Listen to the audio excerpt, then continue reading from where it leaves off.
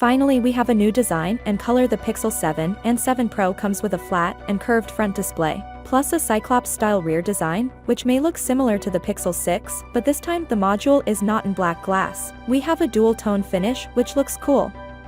Both Pixel 7 series phones are listed as having a Tensor DQ chipset, 128 gigs, or 256 gigs of storage and IP68 rating, face unlock and fingerprint unlock capabilities. The Google Pixel 7 and Pixel 7 Pro also look set to share a 50-megapixel main rear camera, 12-megapixel ultra-wide rear camera, and 10.8-megapixel selfie camera with 4K video support.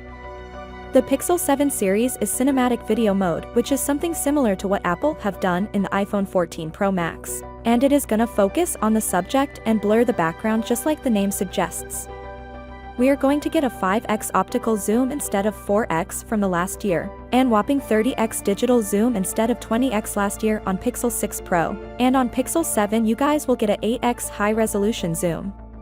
The Pixel 7 Pro reportedly earns its moniker by virtue of a 6.7-inch QHD plus OLED screen LTPO, 120Hz, 12 gigs of RAM, a 48-megapixel telephoto camera, and autofocus for the ultra-wide camera. The camera bar on the upcoming Pixels will be aluminum and the lenses will be situated more prominently.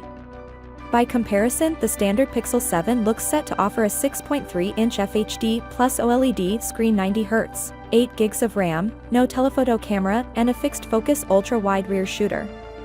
The big update is its new Tensor G2 chipset, which is more secured as per claims. The new Titan Empty Security chipset is a multi-level security system to help keep your personal information safe, and Google is after improving the machine learning by 35% and 20% GPU improvements, which will improve the camera a lot. Google Tensor chips are basically for AI things rather than raw CPU power. So the Tendon G2, which internally known as GS201, will have 2 ARM Cortex-X on-core just like last year's, 2 Cortex-A76 cores, and 4 Cortex-A55 cores for the efficiency task like everyday normal scrolling and scrubbing stuff like that. The 2 phones are also tipped to arrive with both wired and wireless fast charging support. However, this field doesn't confirm charging speeds, and the Pixel 6 dimension is followed by 18 watt, while the Pixel 7 mentioned is followed by 21 watt and the Pixel 7 Pro mentioned is followed by 23 watt. So, without being said, let me know your thought in the comment below. Peace out.